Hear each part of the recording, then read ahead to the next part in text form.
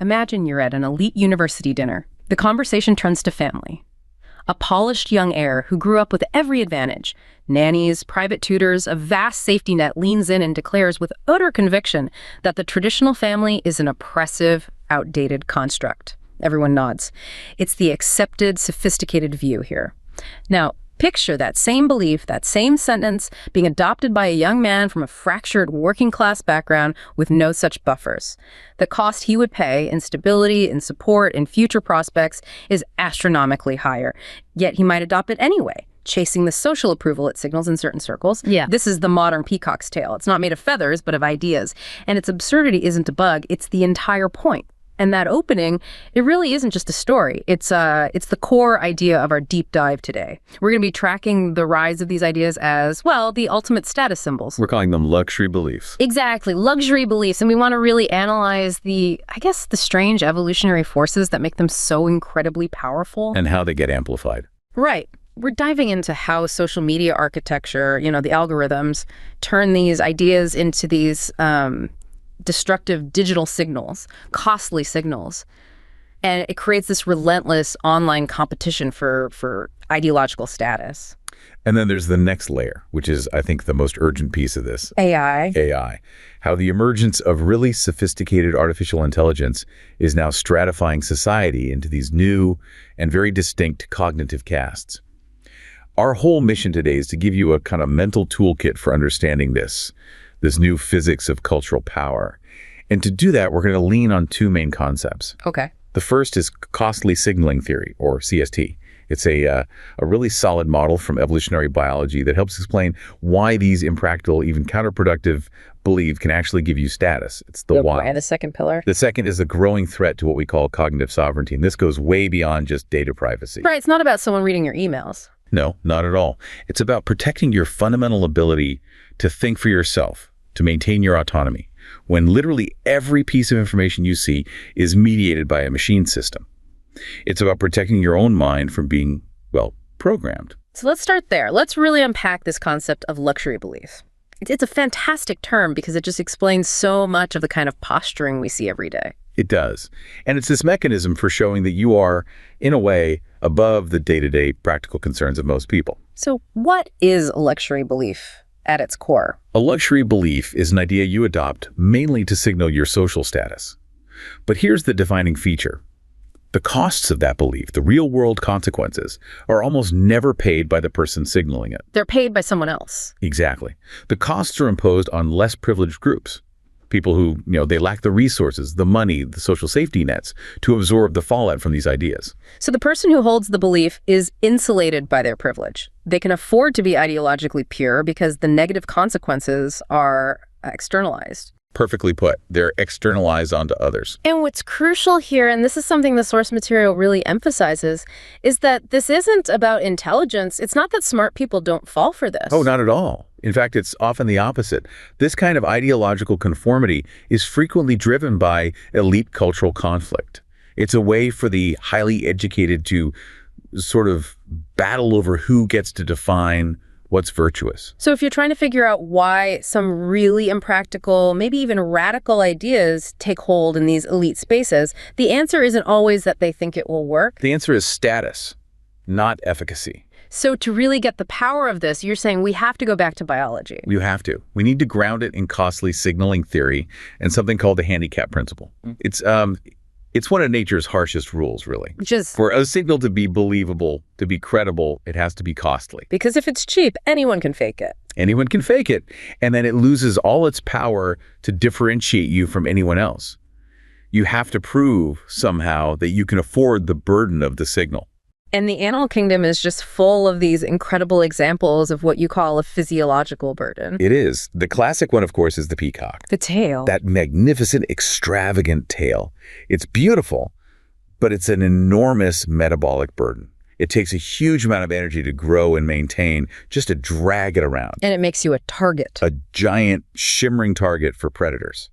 So only a male with truly superior genes strong enough to overcome that massive handicap can actually survive and thrive with a tail like that. So the tail is an honest signal. It can't be faked. It's a costly, verifiable signal of genetic quality to the peahen. Precisely. And then there's maybe an even more counterintuitive example, the gazelle's stotting. Right, this is where it sees a predator and starts jumping. It performs these high, dramatic, really wasteful-looking leaps. And you have to ask, why would you do that? Why would you pause and burn energy when your survival depends entirely on speed? It makes no sense. But that costly, energy-intensive display, that's the honest signal. It's communicating directly to the predator. It's saying, look at me. I am so fit, so healthy, I can literally afford to waste energy jumping around. Don't even bother chasing me. You'll just waste your own energy. So the cost of the jump is what makes the signal credible. It's everything. Okay, so if the peacock's tail signals genetic fitness and the gazelle's jump signals physical health, what is a luxury belief signaling? It's signaling social status, moral superiority, and a kind of intellectual purity. It proves that the sender is so far removed from the need for practical, real-world outcomes that they can adopt a position that is optimized purely for virtue signaling within their high-status group. They can afford the ideological purity test? They can. So let's bring this into the digital world, where these beliefs are used to signal virtue, and it feels like they're often completely detached from any real-world impact. We have a perfect case study for this. Alara, the branding strategist. Right. Describe her situation. Okay, so Alara lives in a gentrified loft in a big city. She has every social and economic buffer you can imagine. She goes online and she adopts this really radical, uncompromising stance against large-scale industrial farming. She sees it as morally corrupt. Completely.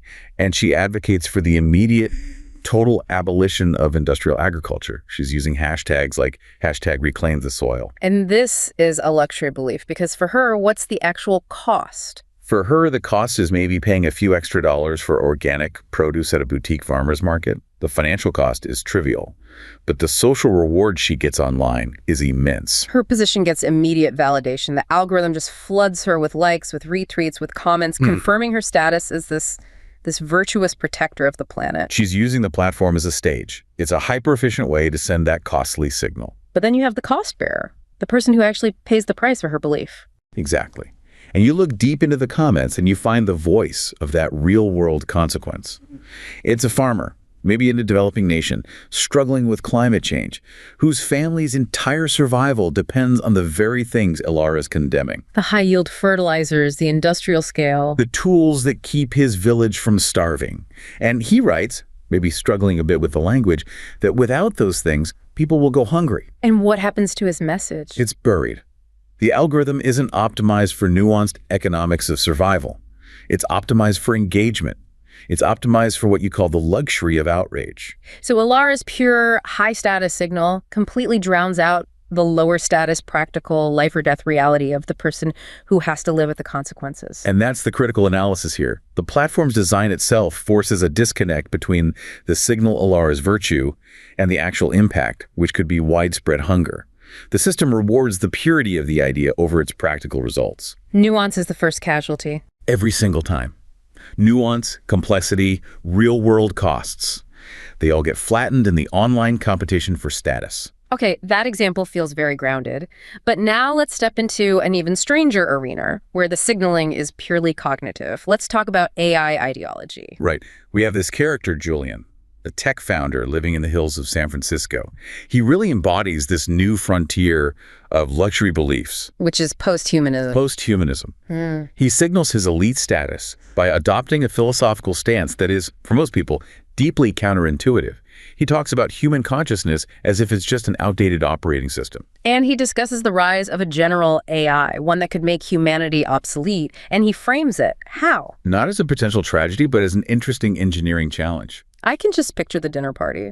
You know, a normal person, a teacher maybe, expresses genuine fear about what this means for their job or for human creativity, and their concern is just dismissed. It's instantly seen as low status, a sign that you're stuck in, outdated biological sentimentality. You're running on the old OS. So Julian's position is the ultimate cognitive costly signal. It's a supreme act. He's demonstrating that his intellect is so rational, so evolved, that it transcends the most basic, hardwired biological imperative we have. The will to survive. The drive for self-preservation. By embracing his own potential obsolescence, He's signaling his membership in this new cognitive elite, the emerging silicon gods. And this logic, this evolutionary logic, is what drives a kind of social speciation in the digital age. It's creating different species of thinkers. It is. The ability to embrace these really resource-intensive or counterintuitive ideas becomes the primary way you differentiate your status. It's the new, non-material way to prove you belong at the top. Okay, so let's connect those dots. A traditional system of costly signaling theory, it relies on some kind of punishment, right? There have to be sanctions, costs, and rewards to keep communication honest. That's the whole point. If you signal something false, the community is supposed to monitor that and then apply a reputational cost. That cost acts as a deterrent. The system only works if the cost of being caught in a lie is higher than the benefit of lying. And this is precisely where social media just shatters the old rules. It completely breaks the model. You know, the simple diagram for CST is sender sends a signal, the receiver monitors it, the receiver applies sanctions, and that motivates the sender to be truthful. But online, the features completely change that cost calculation. It leads to what we're calling reputational collapse. Exactly. Suddenly, deception becomes cheaper, faster, and much, much less risky. And the biggest single factor seems to be the affordability of deception through one simple feature. Reposting, which gives you instant, plausible deniability. Just think about the effort it takes to spread a complex lie offline. If you wanted to push some intricate conspiracy, you'd have to invest your own cognitive energy, your time, your effort to retell it. And you'd be held accountable. In that conversation, you are the source. Your reputation is on the line. Online, that cost just evaporates. It vanishes. Yeah. A repost is a single click. It's instantaneous. It's almost zero effort, cognitively or otherwise. And this low production cost is what creates these massive information cascades that can reach millions in minutes. And that simple repost gives you, as you said, plausible deniability. It massively reduces your reputational risk. We saw this weaponized at the highest possible levels. You have to remember the instance where the U.S. president was frequently retweeting claims that were demonstrably false. Including fabricated crime statistics from accounts that were later identified as, extremists. Right, and when he was confronted about retweeting these completely made-up figures, he just confidently brushed it off. What did he say? He said, and I'm quoting here, "All it was is a retweet. It wasn't from me." Wow, that one sentence just perfectly encapsulates the power of deniability in this new age. It does, because the repost creates ambiguity on two levels. First, what does it even mean? Is it an endorsement, or are you just, passing along something interesting? And second, the social norms around it are still completely undefined. So you can always deny responsibility for whether the content is actually true. It makes reposting a far more tempting option than crafting your own high-effort message where your reputation is squarely on the line. It's the ultimate low-cost, high-reward signal. You get all the attention from spreading something explosive without any of the reputational cost if it turns out to be garbage. And this is why the platforms themselves have been forced to try and reintroduce friction, to try and artificially increase the cost of production again. Things like making quote tweets the default instead of a simple retweet. Yes, because that forces you to add your own layer of commentary. It makes your endorsement more visible, more laborious, or those little prompts that say, "Do you want to read the article before you share it?" They're all attempts to remind the user that they are making a conscious, visible choice and trying to reattach some reputational stakes to the act. But the reputational system is under attack from another direction too. Gamification. Likes, follows, retweets, all these numbers. These quantified metrics fundamentally misalign our goals. And this leads to something called value capture. Which means the user starts prioritizing the numbers over the intrinsic reason for communicating in the first place, which is supposed to be truth or accuracy or nuance. So if the cost of being caught spreading falsehoods stays the same, but the reward for going viral skyrockets, the old deterrents become way too weak. They can't counterbalance the massive incentive for non-epistemic goals like just being popular. The platform becomes a giant reward system for whatever gets the most attention, not what's most accurate. And the kind of content that actually does go viral is a pretty chilling illustration of this. Oh, it's incredible. The viral fake news articles almost always have these insanely attention-grabbing and often just physically implausible headlines. They are engineered for an emotional reaction, not for conveying information. And some of the examples cited are so outlandish, they really do defy belief. Exactly. Content with headlines like, FBI seizes over 3,000 penises during raid at morgue employee's home. Things that are just shocking and anatomically impossible. But they prove one thing. The system rewards shock value. It rewards content engineered for pure effective resonance, for shock, for high interest, regardless of its connection to reality. The goal is to maximize the speed and intensity of the signal, which means nuance and accuracy are just drag. They slow the system down. So this fundamentally changes why we communicate. We're not trying to inform anymore. We're trying to perform. We're chasing a number, a numerical validation of our social status. And that's much easier to get through extreme, sensational, or luxury belief signaling than it is through careful, reasoned explanation. Okay, so that's the gamification angle. But then there's just the sheer scale of it all, the problem of information overload. And the source opacity that comes with it. The numbers are just staggering. What are we talking about? The estimates are something like 120 zettabytes of data are generated globally every single year. And that number is growing exponentially. And our ability to process that is finite. Our cognitive resources, our time, our attention, our energy are strictly limited. So this overload just completely crushes our ability to effectively monitor what we're seeing and filter the content. So when your cognitive load is that high, your ability to check the source, to check the reputation of the sender just plummets. It drops to near zero. Yeah. And that weakens the entire collective vigilance mechanism that costly signaling theory depends on. If everyone is too tired and overwhelmed to verify anything, the cost for someone spreading misinformation is effectively zero. They're operating in a world with no accountability. And this problem is compounded by what you call source multiplication. Right. Digital tech has just destroyed the financial and logistical costs of spreading information, which allows these organized misinformation campaigns to run huge fake news clusters. And we have an example of this. The network operated by a man named Mike Adams is one. It included over 400 interconnected fake news websites. And that strategy is just a brilliant way to evade reputational costs, isn't it? It's perfect. When one of your sites gets exposed, fact-checked, maybe even banned from a platform, you have dozens of others that just continue to operate instantly. Whereas in the pre-digital world, running 400 separate news bureaus would be a massive undertaking. A huge financial and logistical break on the system. Online, that break is gone. And source monitoring becomes impossible when you're exposed to thousands more sources than you can possibly track the reputation of. And then the final nail in the coffin for accountability is source opacity. Anonymity. Or, more commonly, pseudonymity, the ability to operate behind a fake digital identity on platforms like TikTok or Reddit. It just insulates you from reputational costs. The lies you spread as CoolCat42 don't necessarily reflect back on your real-life professional or social standing. Exactly. And the ease with which you can fabricate your entire persona, your education, your job, your gender, it just makes effective source monitoring a fool's errand.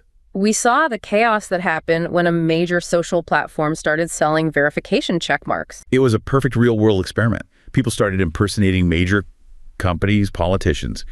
It demonstrates exactly why source reliability is so essential for a functioning society. When you can't trust the identity behind the information, you can't apply the reputational costs needed to keep communication honest. The whole system becomes a reputation black box. It does. We've now set the stage. We have an environment where signaling dishonesty is cheap and the reward for signaling outrage is high. So what happens when you introduce a system that can create and synthesize persuasive content at machine speed? This is the moment. This is the stage where AI enters and just accelerates the stratification of society into these cognitive castes. And this forces us back to that concept of cognitive sovereignty. We have to focus on it. It's our ability to maintain autonomy in our own thinking, to influence our collective reality. And again, this is so much bigger than data privacy. It's about having the mental tools to resist the incredible influence of systems that are now capable of writing your personal narrative. Or at least heavily curating it for you. Yes. And we can go back to our tech founder, Julian, who embodies the newest luxury belief, posthumanism. He treats human consciousness as an obsolete operating system. And that intellectual posture is the ultimate high-status cognitive signal. It's the modern gazelle stotting. It is. He's showing that his rational mind is so supreme, it's transcended the basic biological need for survival. By aligning himself with this inevitable AI-driven future, the Silicon Gods, he signals his superiority over the, quote, biologically sentimental masses. And the danger is that this high-status, counterintuitive philosophy starts to actually dictate the technological architecture that we all have to live in. Which brings us to the core thesis of this section. AI is not just a tool for everyone, it's an epistemic amplifier. And it formalizes and accelerates cognitive stratification. So instead of democratizing knowledge for everyone, it actually creates these distinct informational castes. And this isn't about who can afford the latest gadget. It's about a deep hermeneutic divide, a chasm in our ability to interpret the world. And we're seeing a clear split, a bifurcation emerge. On one side, you have the rational elite. We can call them the architects of inquiry. They're defined not by their wealth, but by their cognitive disposition. What does that mean? They have the capacity for symbolic abstraction, for recursive logic, for epistemic discipline. For them, AI is a tool. It's a dialectical partner. They use it to formalize complex ideas, to accelerate their own structured reasoning. They achieve what you call epistemic authorship through prompt fluency. They use the machine to multiply their own mental capital. Right. And then on the other side, you have the vast majority, the passive consumer class, the consumers of output. And they lack that capacity for adversarial reasoning. They do. They rely on the machine for simple utility. For them, AI is an oracle, or just a flattened appliance. They accept the output without any scrutiny. Which leads to automated acquiescence and, critically, epistemic dependence. Yes. The system gives them answers, often very elegant, well-phrased answers. But for this consumer class, it rarely provides them with actual understanding. Let's talk about that asymmetry in practice. The key differentiator you mentioned is prompt fluency. And that means two very different things for these two groups. For the rational elite, prompt fluency means knowing how to build layered, multi-stage prompts, how to embed conditional logic, how to manipulate the system settings. And how to engage in adversarial testing, how to find the model's blind spots. Exactly. For the passive consumer, prompt fluency means typing, "Summarize this for me," or write a polite email. So the elite are actively engineering knowledge, while the consumers are passively receiving a curated output. The elite become authors, their intelligence amplified. The consumers become pacified, their intelligence outsourced. And the design of the systems encourages us to mistake the fluency of the output for its truthfulness. That is a profound and incredibly dangerous category error that we're all being trained to make. This is solidified by the crucial divide between a tool and an interface. And this distinction isn't just about design, it's epistemological. A tool assumes you have agency. Think of a programming language or a complex scientific instrument. It demands effort. It demands mastery. If you don't learn how to use it properly, it just doesn't work. Right.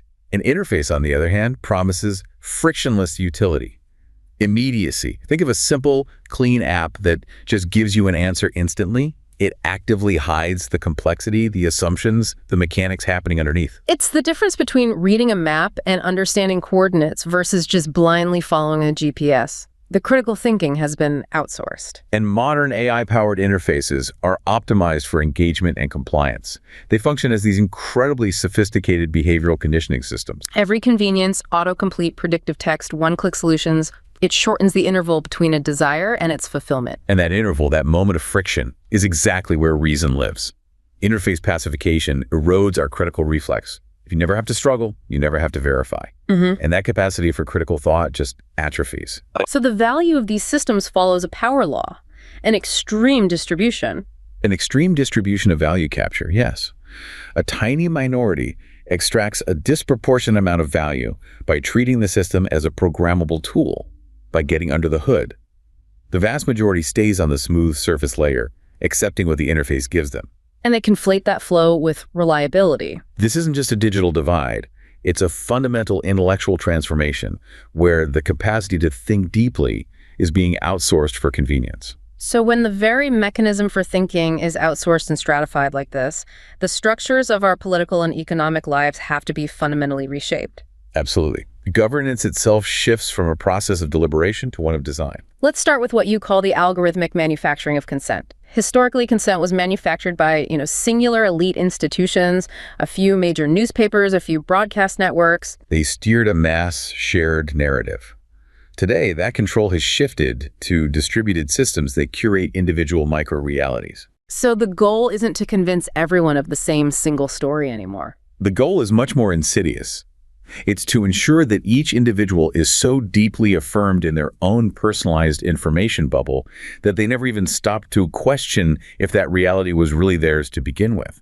The algorithms generate these personalized mythologies that are perfectly optimized for your prior beliefs, your engagement signals. And anything that creates dissonance is systematically downranked.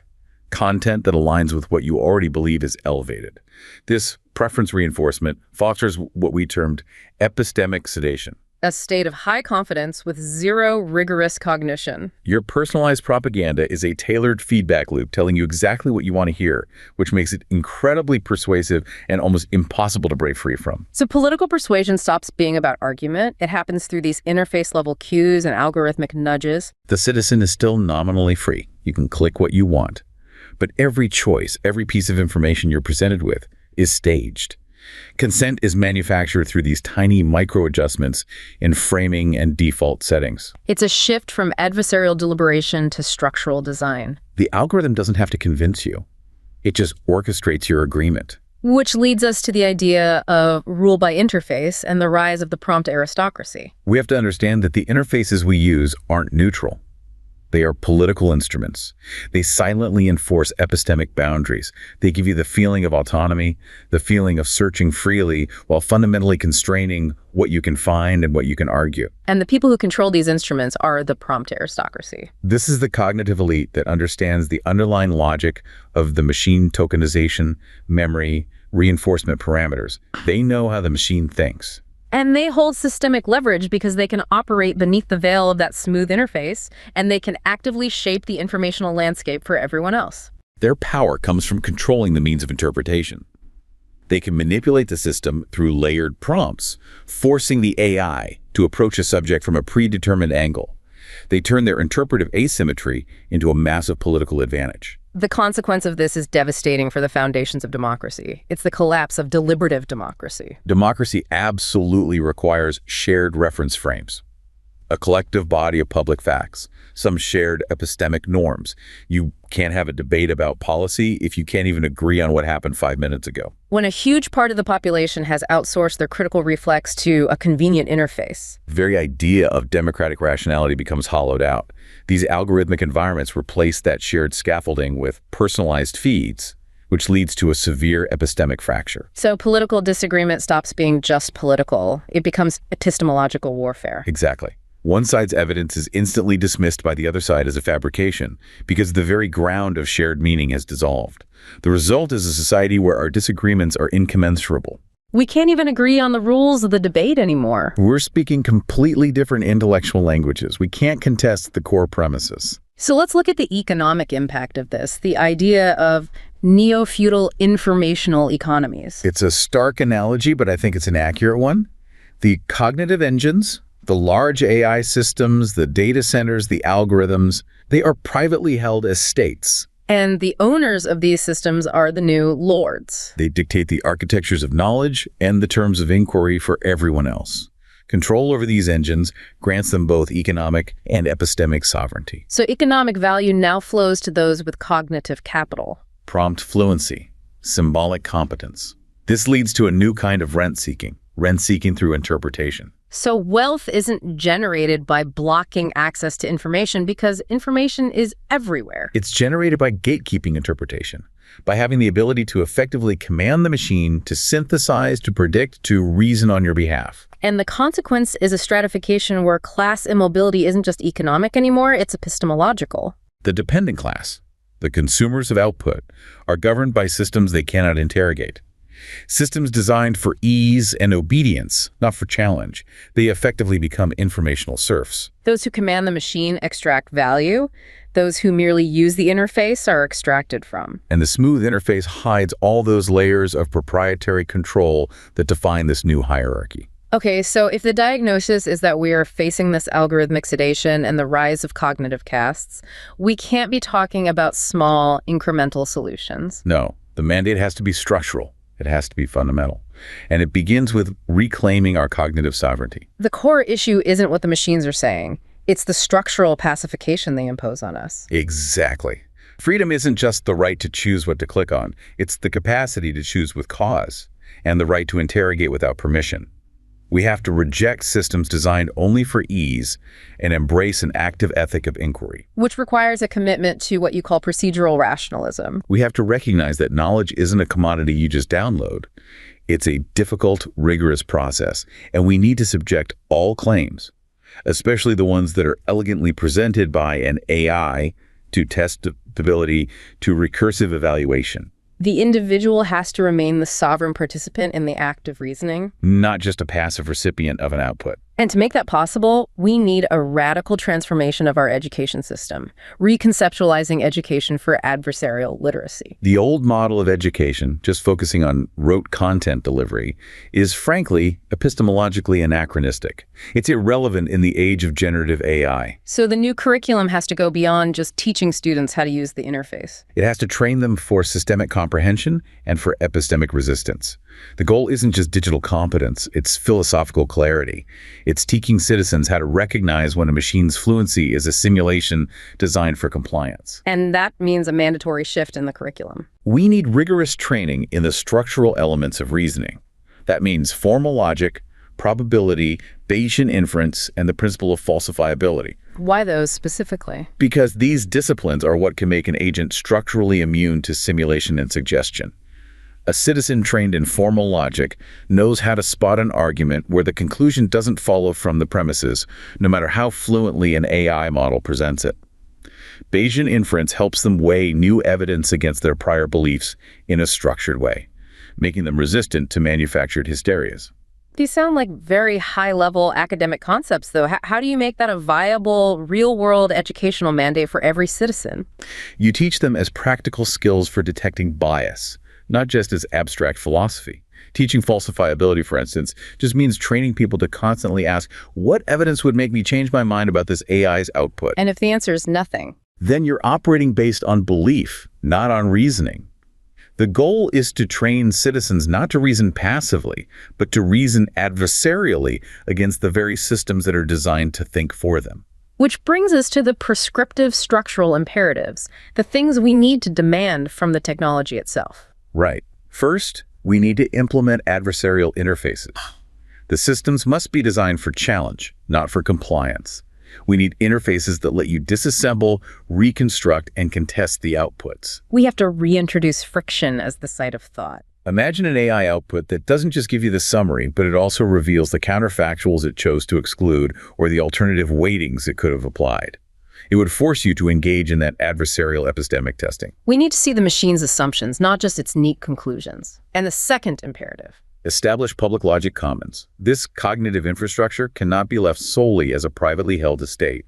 The fundamental tools for reasoning logic engines, adversarial validators, simulators must be classified as a public good. Sovereign cognition cannot be leased from a private lord. It can't. These tools need to be accessible as default infrastructure to prevent epistemic power from being monopolized by the prompt aristocracy.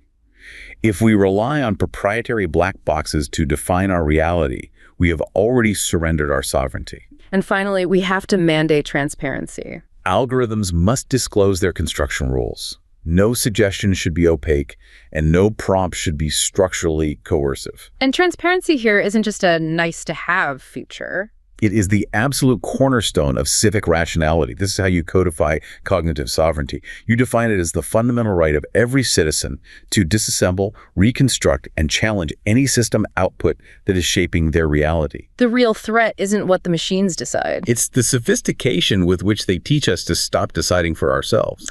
So we've covered the biological roots of high-status signaling, the algorithmic mechanisms that have broken our system of trust, and now the acceleration of intellectual stratification by AI. It is a pretty sobering picture. The core conclusion, I think, really stands.